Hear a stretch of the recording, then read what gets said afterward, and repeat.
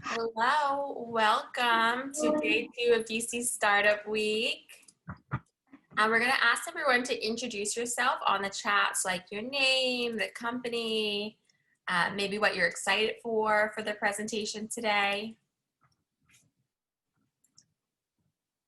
Hi, Just give it a everyone. minute or two for people to come in.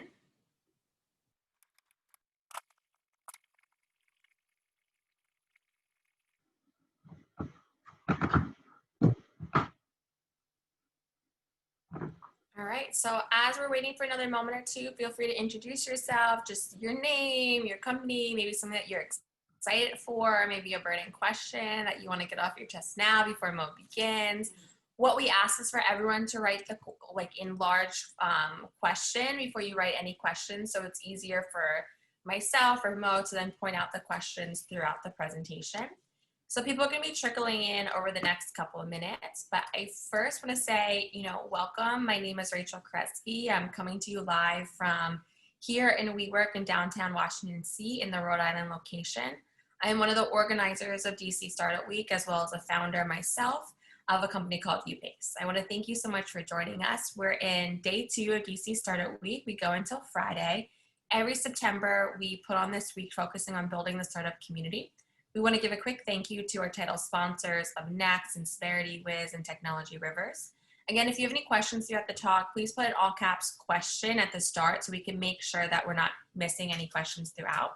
Now, we're so excited to have Mo here today talking about how there's no I in teams and creating higher performance for the team. So please join me in welcoming Mo to the DC Startup Week stage. Hi, everyone. Thank you, Rachel, for that kind introduction. I'm so excited to be here today, and thank you all for making it out.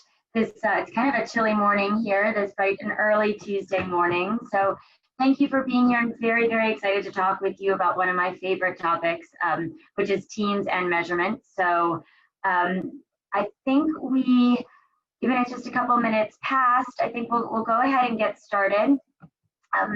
And I'll share my screen.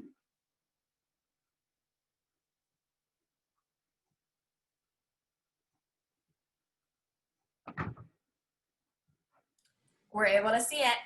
All right, wonderful, thank you. So just do a quick overview of what we're going to discuss today. First, I'm going to introduce myself so you can kind of get to know a little more about me and how and why I got to be to where I am today. We'll have a quick overview of measurement data and analytics and emphasizing its importance for startups and investors. And then we'll jump into the debunking of the myths, the fun part, and how to evaluate teams and startups. And then we'll give you a couple takeaway and hacks. So before I jump into just introducing myself, I want to we'll make one quick note, which is I will be trying to talk a little slowly so that we can, I can talk a little bit quickly, so I'm going to slow down my pace a little bit. So if you see me kind of talking really quick and slowing down, it's because I'm really trying to make sure that our ASL interpreter who can clearly understand me and communicate the presentation out to everyone and who's here. Also, I did reserve some time at the end for questions. However, if you do have some clarification questions, feel free to just kind of raise your hand, unmute yourself, and jump in. If particularly for clarification questions, I know it can be easier to pose the question while the content is being covered rather than at the end. So feel free to jump in if you like. Otherwise, we'll save some time at the end for a little Q&A and a little open floor discussion. So again, thank you for being here, and without further ado, let's jump in. So again, my name is Maureen McCusker, but I go by Mo, and I am a DC native to the extent that that really is true. All DC natives are DC natives, but many of us really aren't from DC, and so like many of us, I grew up outside of DC in Alexandria, but I did do my undergrad at Georgetown University, so that makes me a little more of a DC native. And there I studied psychology, and that's where I really grew interest in starting to study people and understanding what's going on in their brains and how and why they behave the way they do. Post undergrad, I took a job as a consultant, and I worked in an executive compensation and legal consulting firm. So was my first window and exposure to leaders, and particularly executive leaders of big organizations. So we did a lot of compensation consulting, so data and analytics and research-based consulting, as well as just best practices,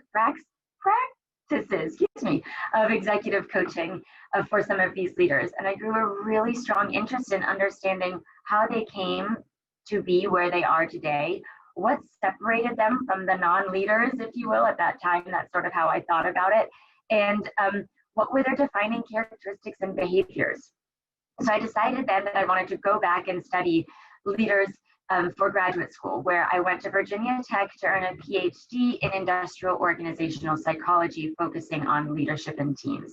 So for those that may not know industrial and organizational psychologists, we say that we study people like most psychologists, but we also study people in the workplace. So there's a wide breadth of topics that IO psychologists can focus on, ranging from,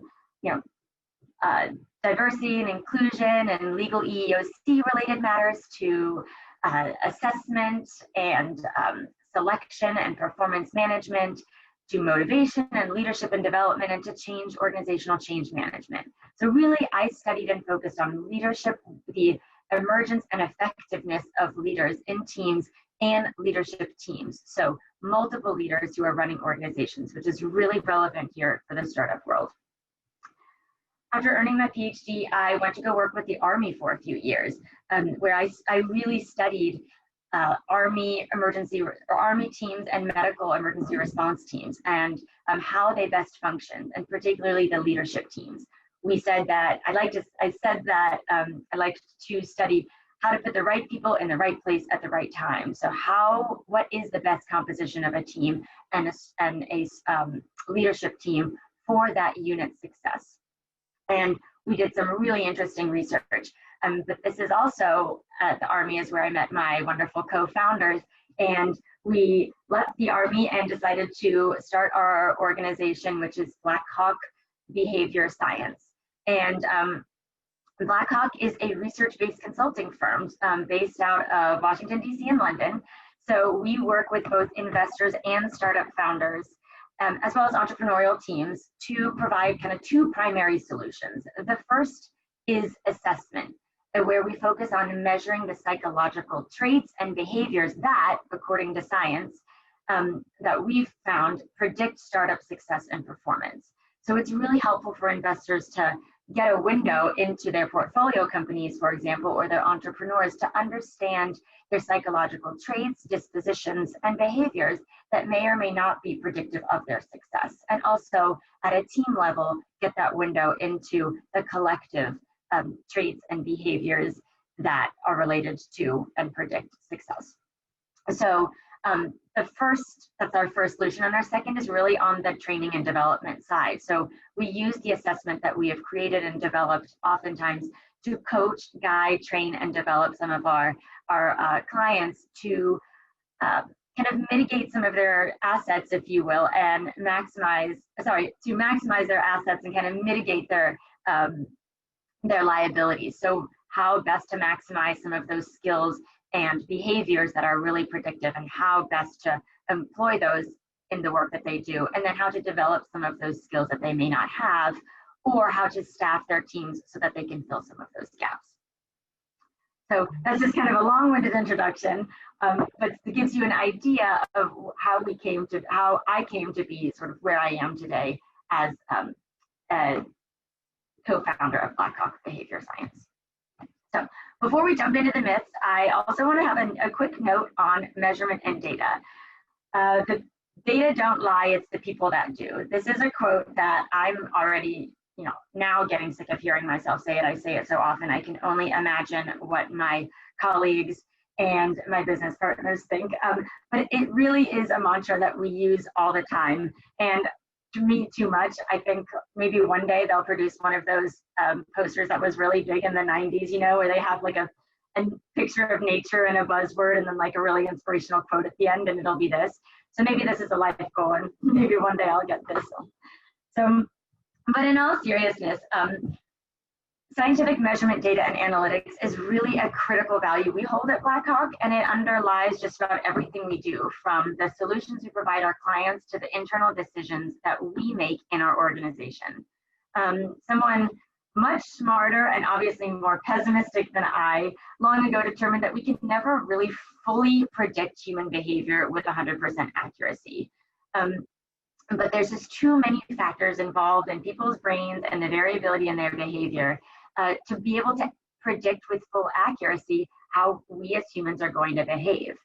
But our job as psychologists, and industrial organizational psychologists included, is to try to understand and predict human behavior to the best of our ability.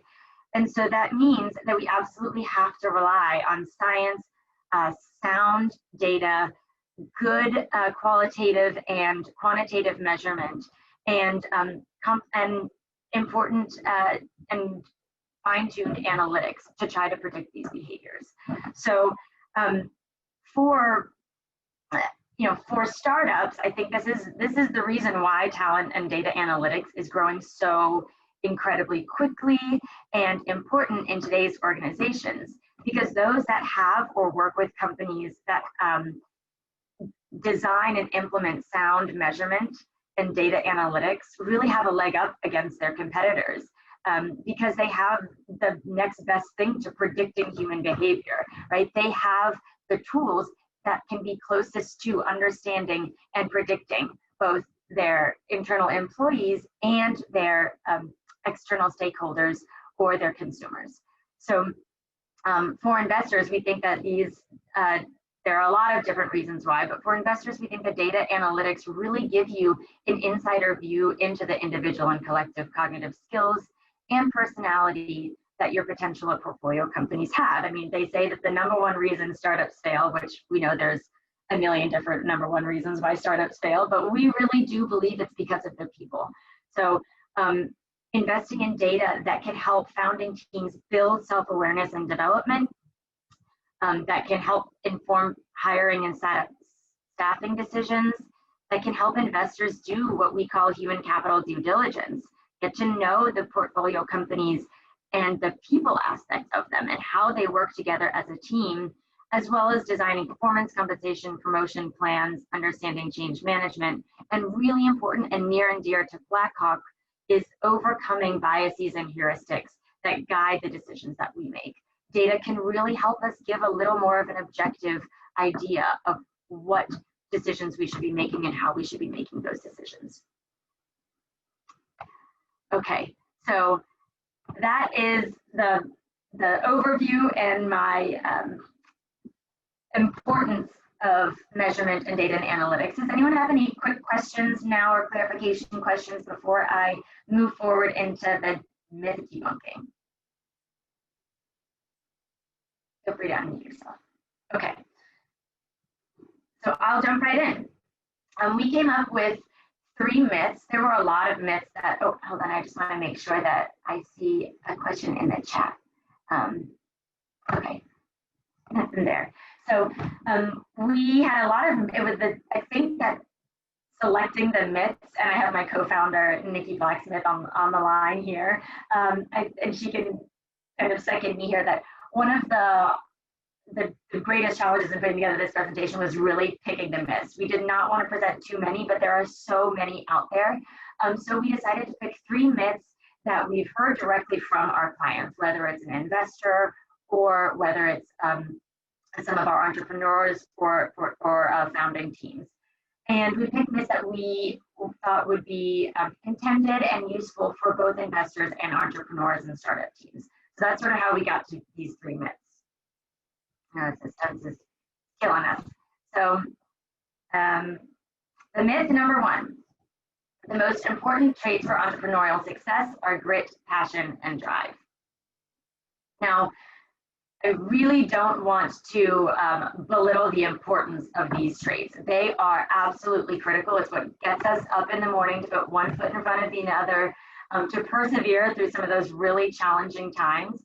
But that's not these are not the only and necessarily the most important traits, at least according to our science that we've conducted. So just to step back, and then I'll jump right back in.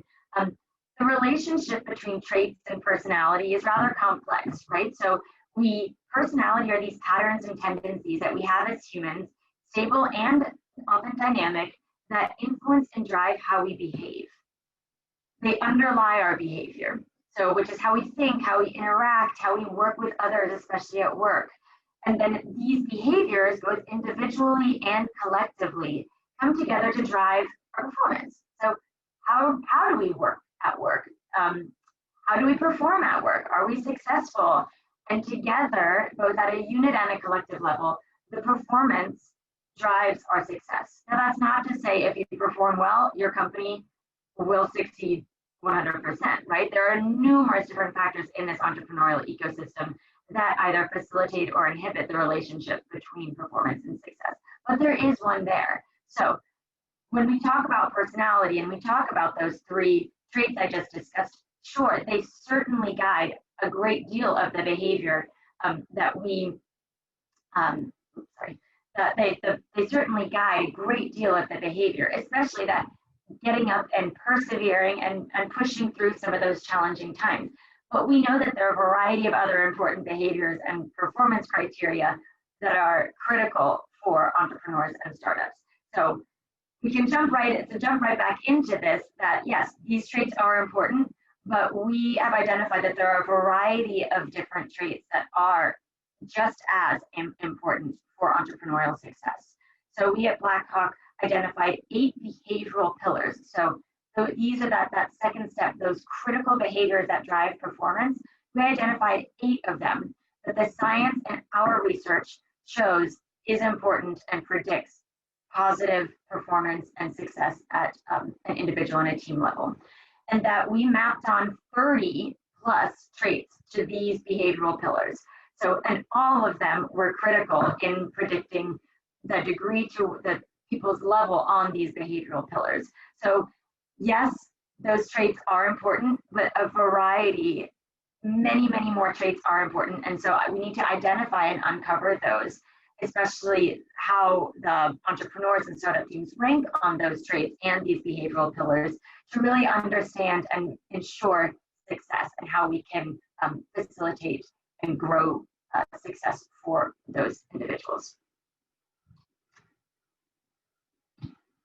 Okay, myth number 2. You know an entrepreneur when you see one. I can't tell you how many times we get this, both from entrepreneurs and investors. They say, you just know, when you see an entrepreneur, you know that they are that type, right? That they are an entrepreneur when you see one. And we want to debunk this myth for a couple of reasons. One is there is no one size fits all for an entrepreneur. There is no single prototype of what an entrepreneur should be and a successful entrepreneur is. Just looking back to those 8 pillars, we know that there's a variety of different patterns of traits and behavioral tendencies that people have. And no, not a single individual can score high on all of those, but a team can, for example. And so having those diversity in the different trait patterns and the behavioral pillars can be really helpful at a team level. But we know that any combination of those can lead to success as an entrepreneur. And Peter Drucker agrees here. The second reason we want to debunk it is that there's a plethora of science out there that shows that we have categorization biases as humans.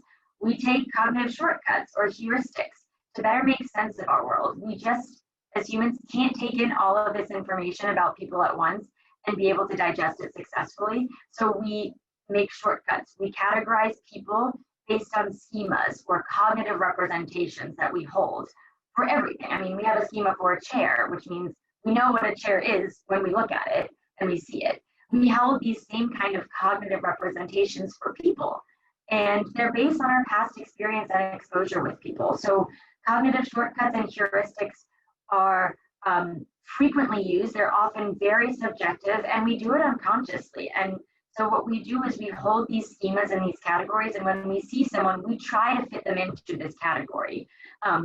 And we do this with entrepreneurship. So we see an entrepreneur and we try to, do they fit or do they not fit our schema and our cognitive representation?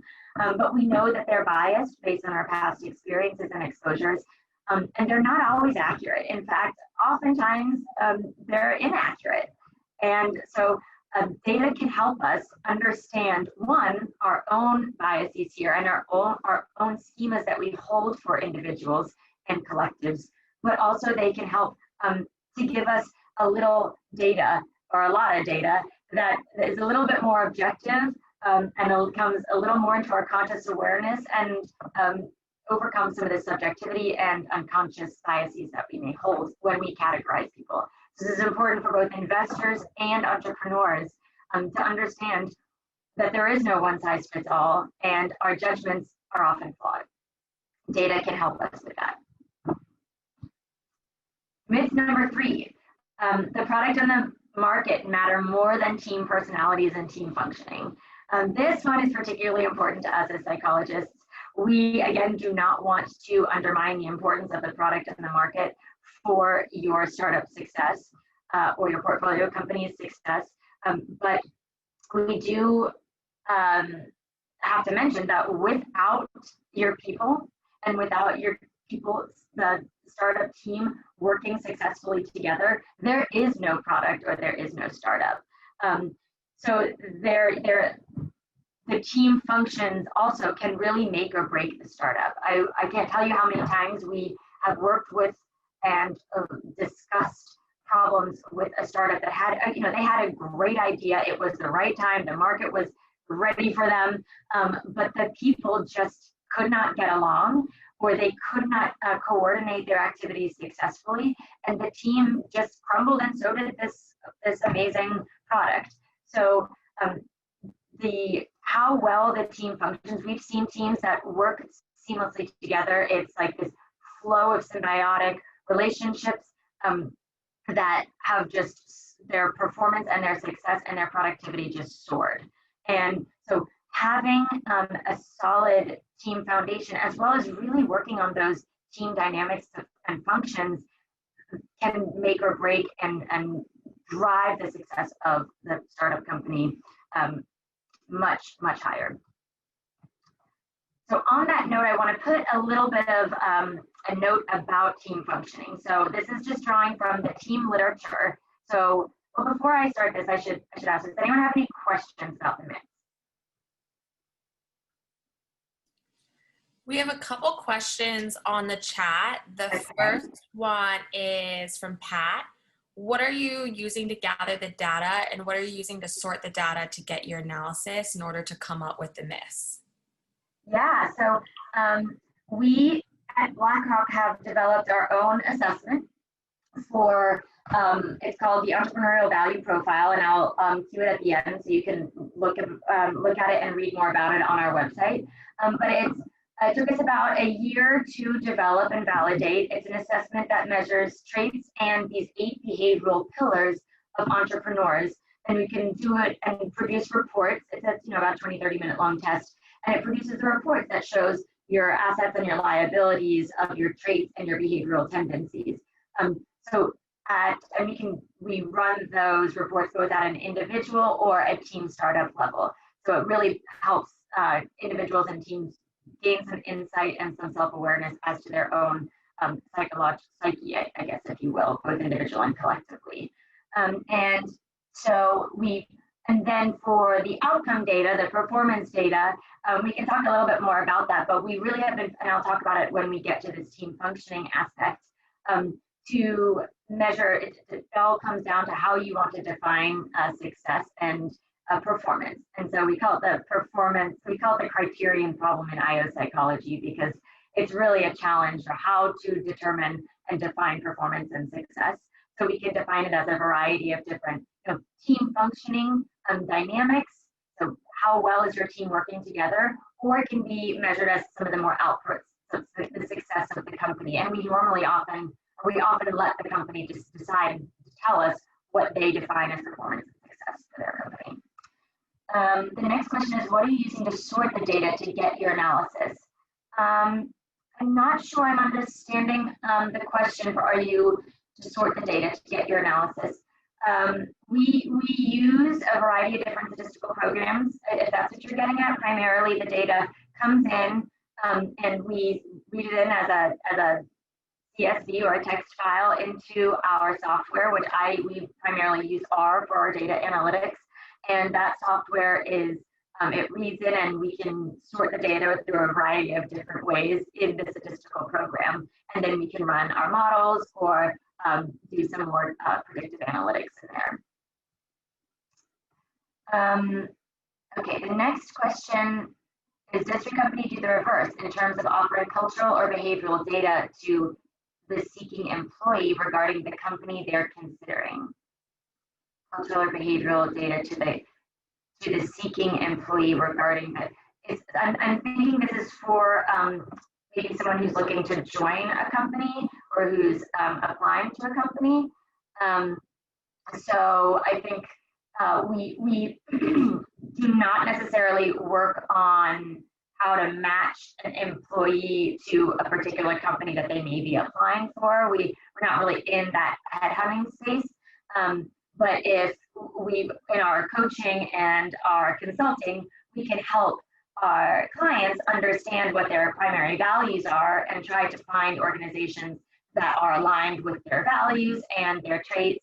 So for example, if you're a real big go-getter, really driven, there's perseverance, you may do better at a really fast-paced organization.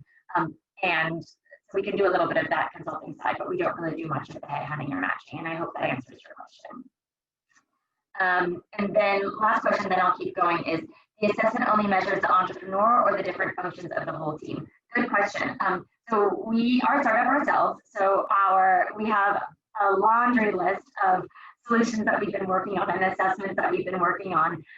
So currently the assessment is at the individual level. So it's administered to one individual within the team, but we develop reports at the team level. So we take all of that information from all the different teams and pull it together to produce what we call as the team report. So it gives you an understanding of the balance and the distribution and the makeup of the teams in terms of some of these pillars that we've measured. What we're working on next, and we're really excited for this one, is a more in-depth team report that focuses on how these patterns of individuals on your team might drive other really important team processes and states that I'll discuss in just a second: coordination, trust, cooperation, cohesion, viability, all of these really critical team processes that we know decades of science has showed us are critical for success in a team. So that's our next step. I love that you asked the question. And keep checking sign up for our newsletter and keep checking our website so that we can keep you in tune with the next step. Okay, I'll do this last one from Mike. What was the selection criteria used to establish your 8 behavioral pillars, and how have you been received by companies in your recent outreach?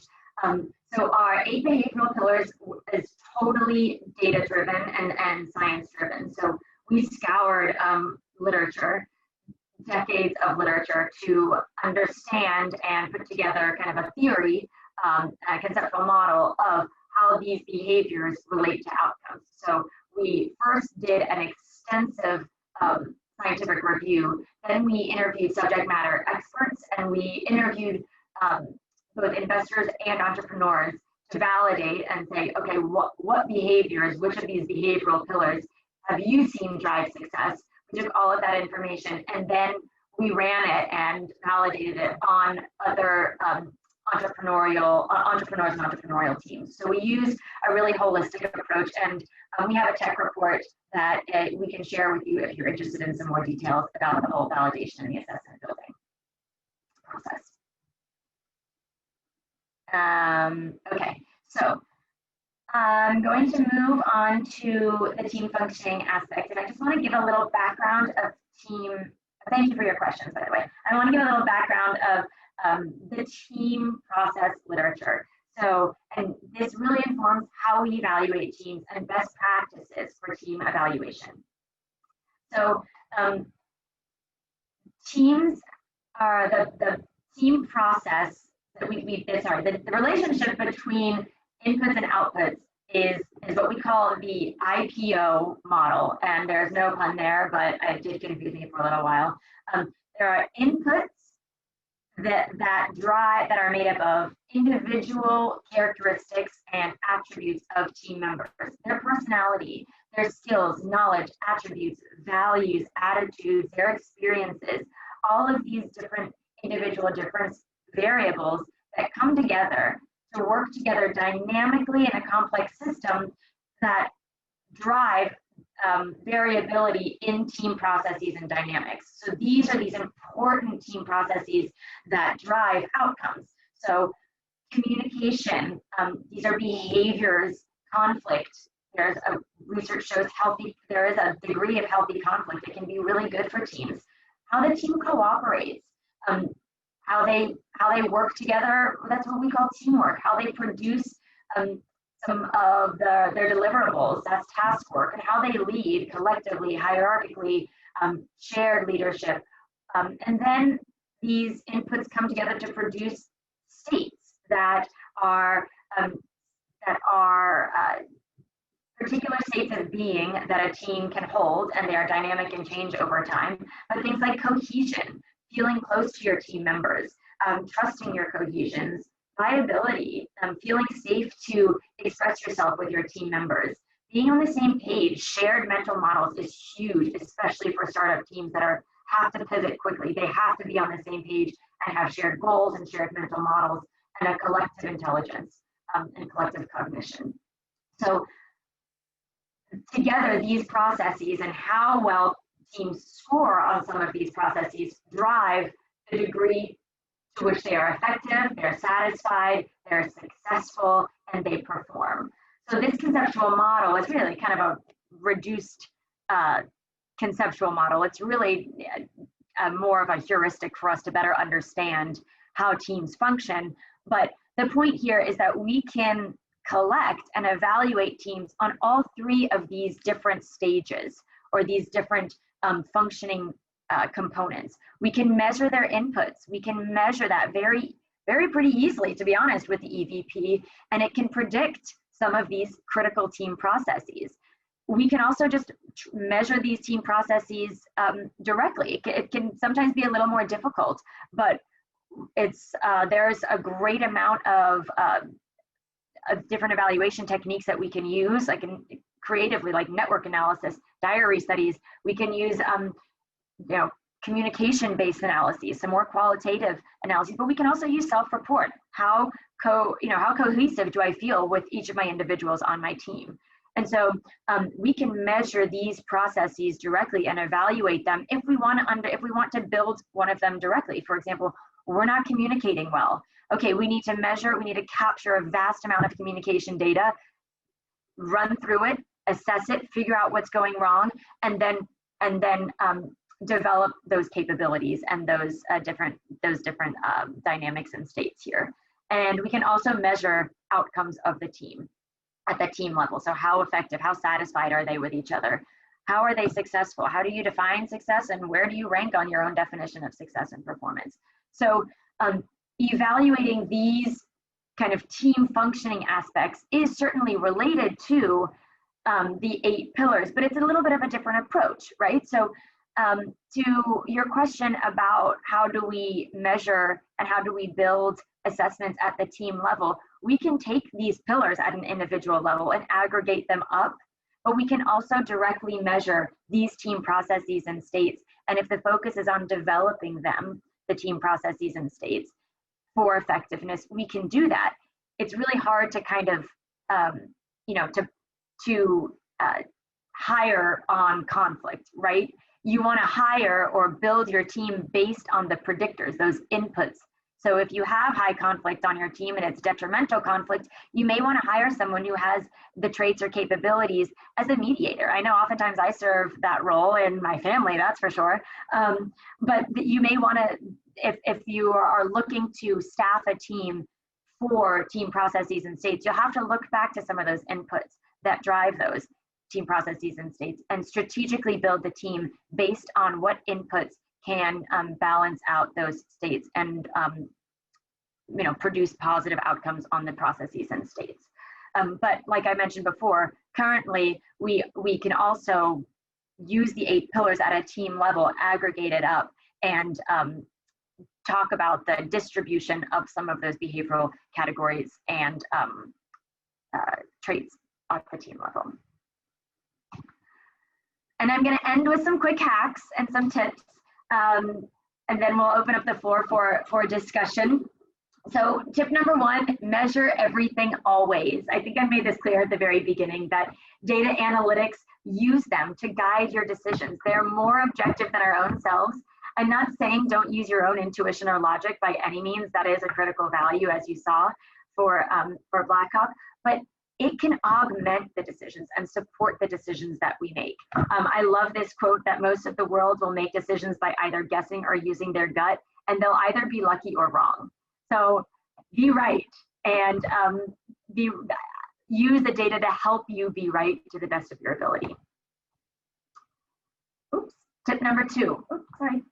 Tip number 2, build self-awareness, both at individual and team levels. And I mean this for both the investors and the entrepreneurs. Get to know yourself better.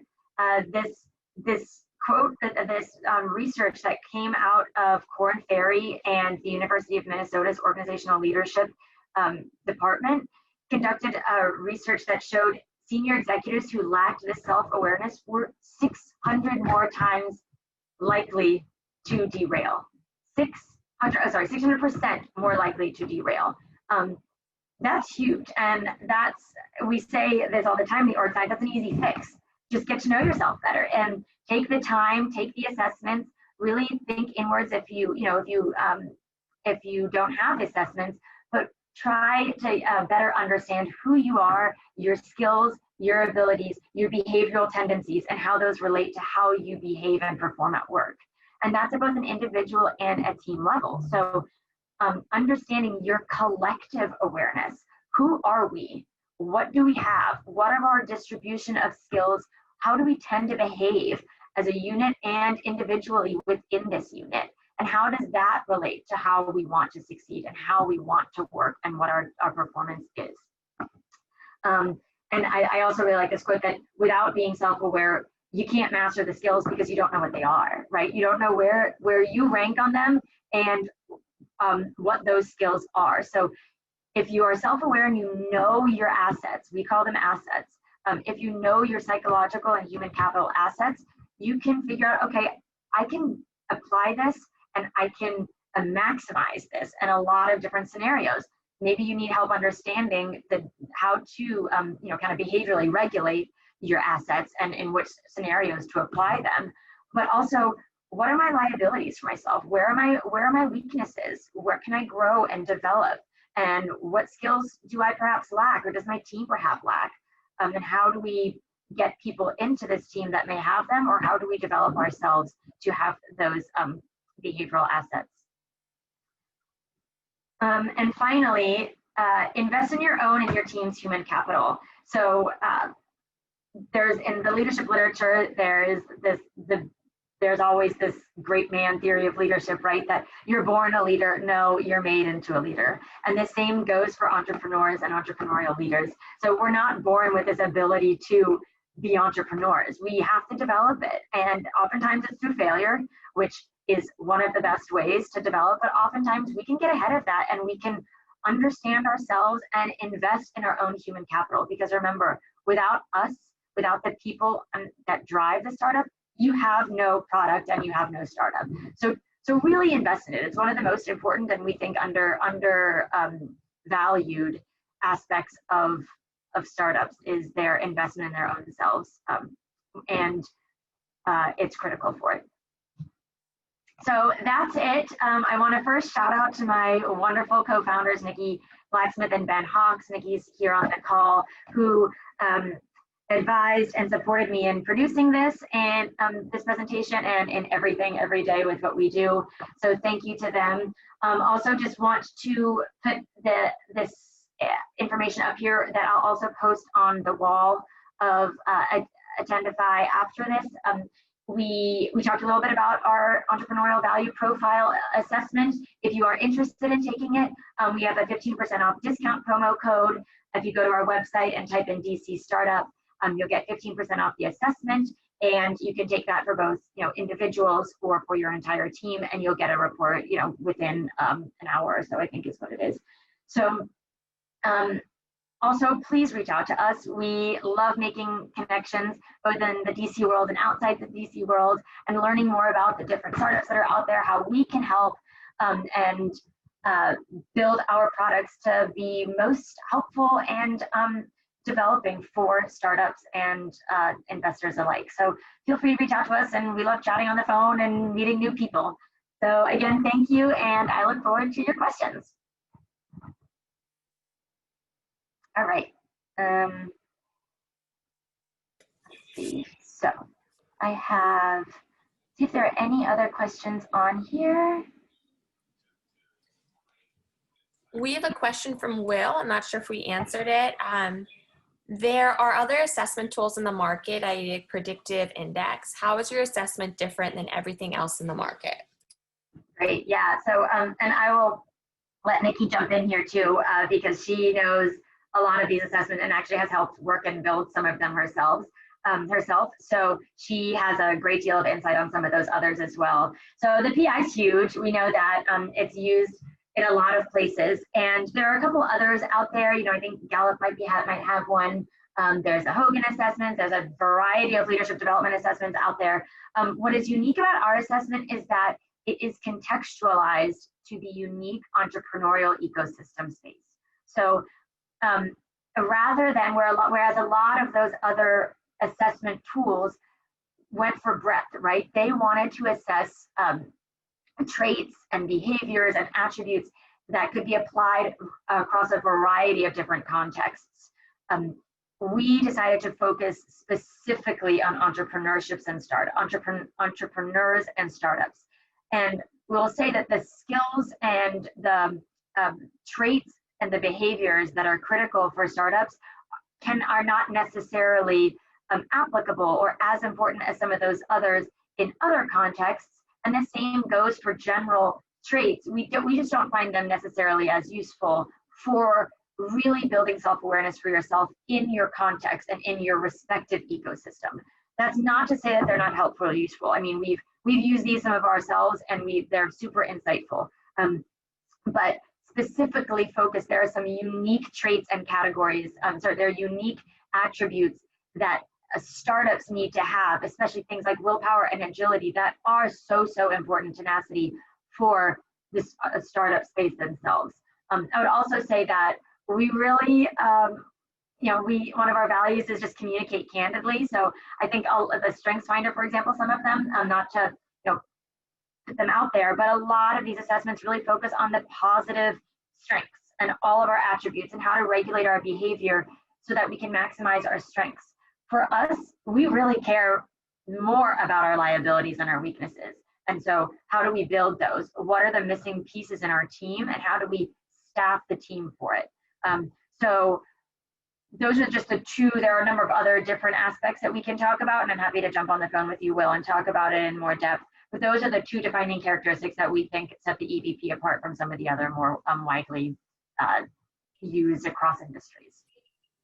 Mo, we also have a question from Bridget. Do you also provide support in regards to what to look for in a good match co-founder? And I would like to add for it any suggestions of how you can find a good co-founder for yourself. Yes, so we certainly, we do staffing of teams. So we help you understand what you need on your team. And so that can either be from a coaching and development solution, or really from the assessment side solution.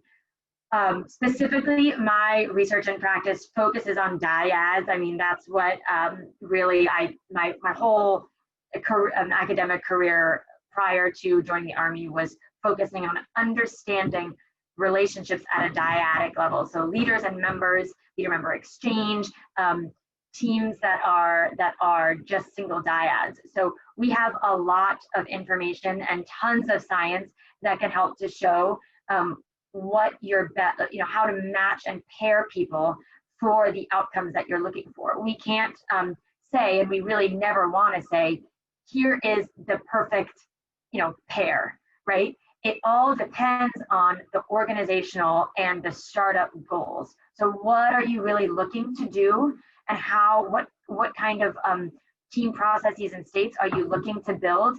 And here's how we find your complement.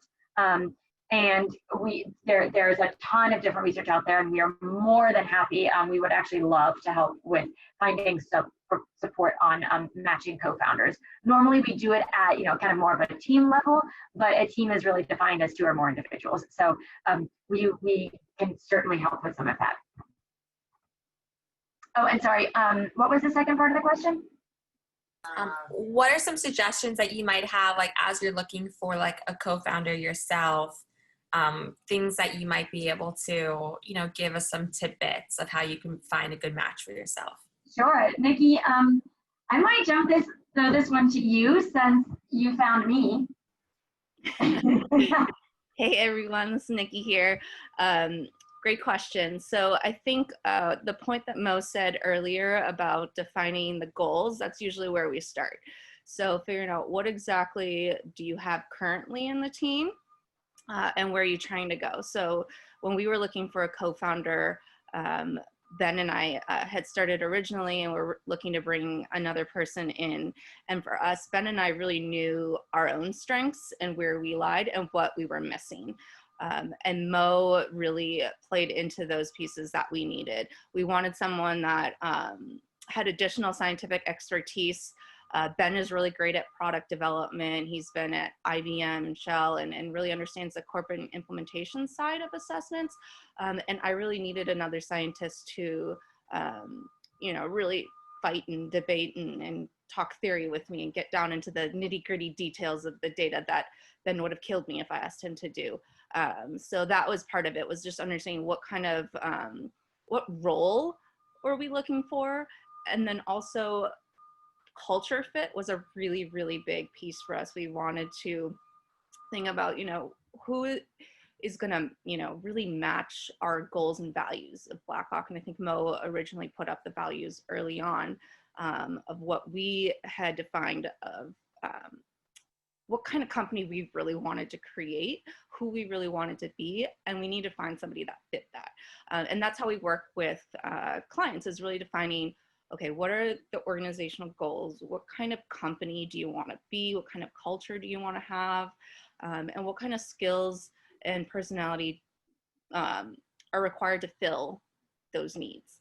So there's no like one great perfect answer. I think it comes back down to defining the goals and really having that level of self-awareness that Mo talked about before. But that's absolutely something we work through with our clients to figure out. And we've used assessments that the assessment that Mo talked about. We work with founders and have potential co-founders go through the assessment and then work and coach through each one to see, is it a fit or is it not a fit?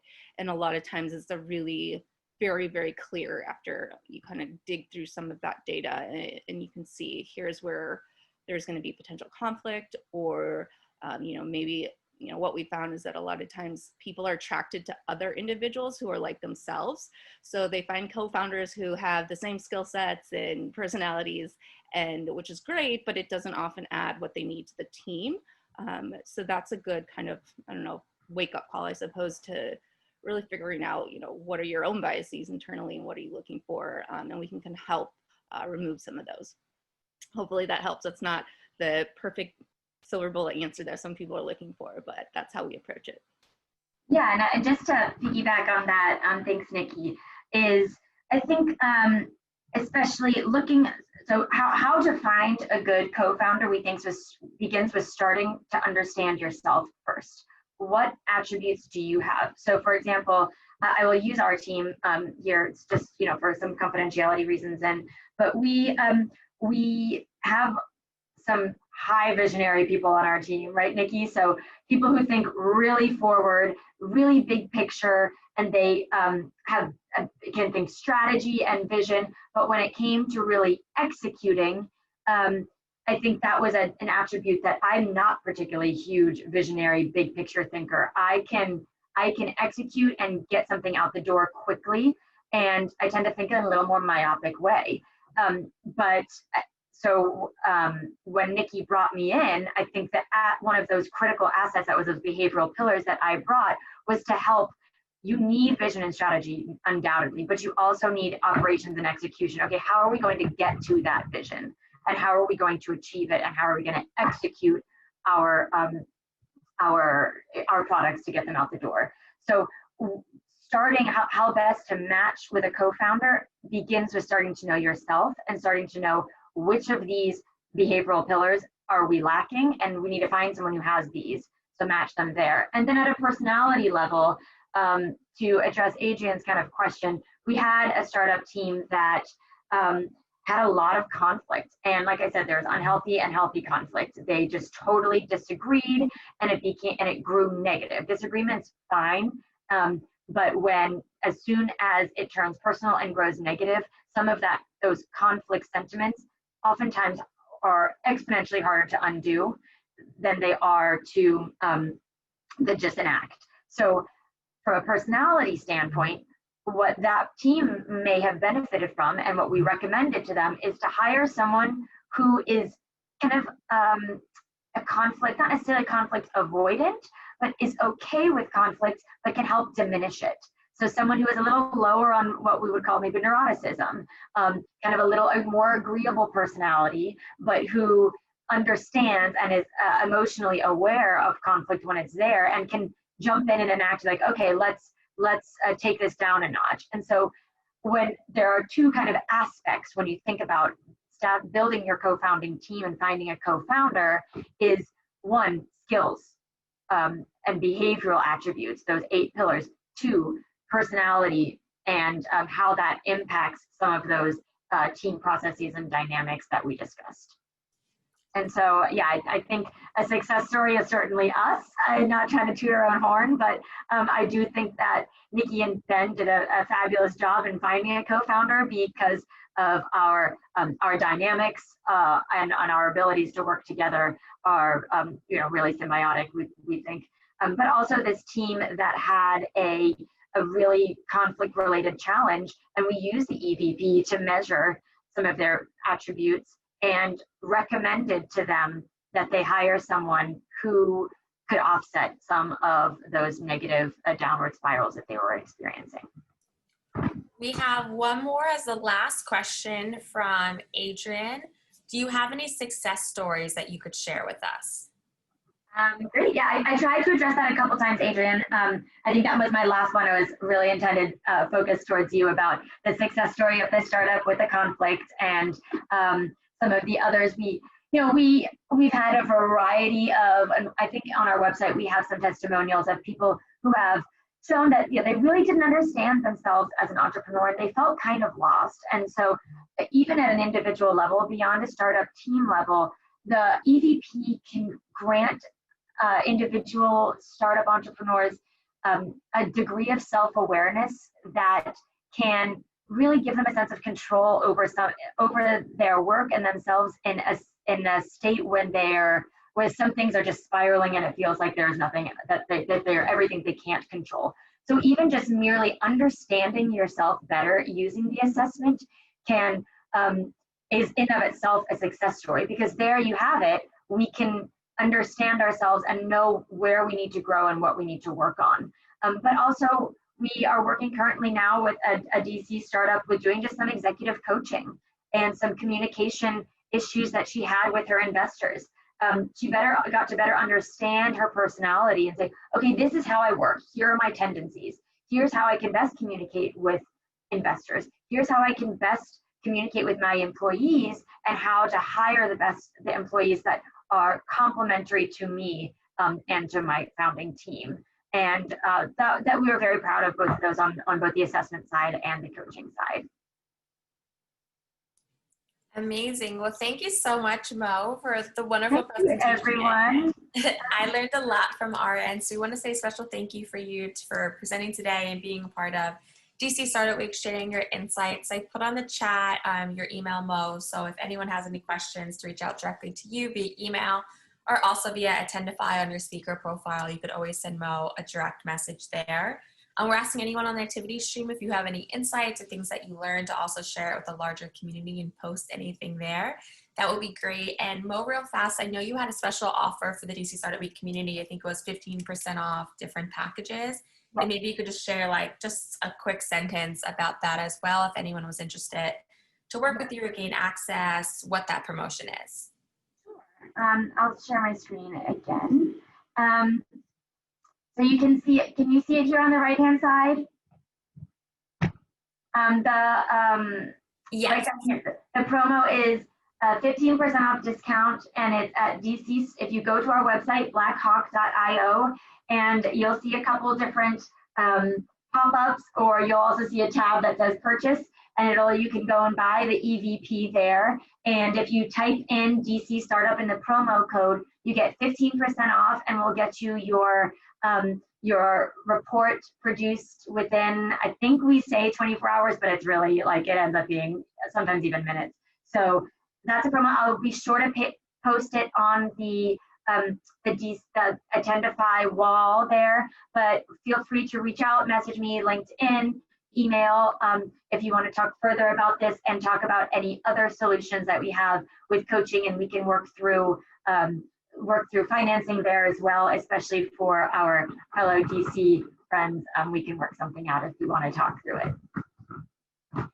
Amazing. Well, thank you so much. Just a quick thing. Up next, we have at 10 a.m. Streamline, how businesses can recognize and overcome costly internal communication challenges, as well as how to build a strong sales team in a growth stage company. So if you go to Attendify, click into the schedule, you're able to access those 2 Zoom links. So we hope that you join us for our next 2 sessions.